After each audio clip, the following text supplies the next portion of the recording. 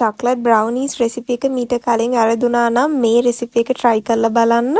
මට sweet craving එකක් ආවම මම හදන්න කැමතිම recipe එක තමයි brownies. මුලින්ම tray එකට parchment paper එකක් දාගෙන රෑස්ටි කරගන්න.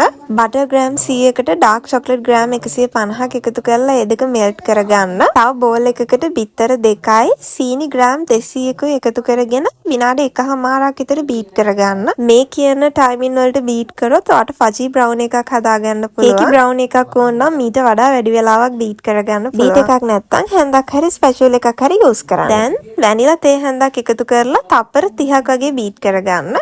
කලින් මෙල්ට් කරගත්ත චොක්ලට් මික්ස් එකත් එකතු කරලා තප්පර 30ක් වගේ බීට් කරගන්න. පාන් පිටි ග්‍රෑම් 100කුත් මෙතනදී එකතු කරගෙන හැන්දකින් හරි ස්පැචුල එකකින් හරි මික්ස් කරගන්න. මේ වෙලාවේදී බීට් එකක් යූස් කරන්න එපා. ඔයාගේ ෆේවරේෂන් එක අනුව මෙතනදී චොක්ලට් චිප්ස් වගේ දෙයක් ඇඩ් කරගන්න පුළුවන්. ආගේ බ්‍රවුනි එක සෙල්සියස් අංශක 160ට විනාඩි 20ක් බේක් කරගන්න. ග්‍රෑම් 350ක් වගේ තියෙන මේ බ්‍රවුනි බැටර් එක මම ග්‍රෑම් 500 ට්‍රේ එකේ බේක් කරගන්නේ. oven එකෙන් එළියට ගන්න කලින් ටූත් පික් ටෙස්ට් එකක් කරන්න. බේක් කළා මදි නම් තව විනාඩි 10ක් විතර බේක් කරගන්න. හරිම රස ෆජි බ්‍රවුනි එකක් මේ රෙසිපි එකෙන් ඔයාලට හදන්න පුළුවන්. මේක චොක්ලට් සෝස් එකක් එක්ක හරිම රසයි. ටොපින්ග්ස් විදියට චොක්ලට් ස්ට්‍රෝබෙරිස් නට්ස් වර්ග ඇඩ් කරගන්න පුළුවන්. try කරලා බලන්න. මේ වගේ වීඩියෝස් බලන්න මාව follow කරලා තියාගන්න.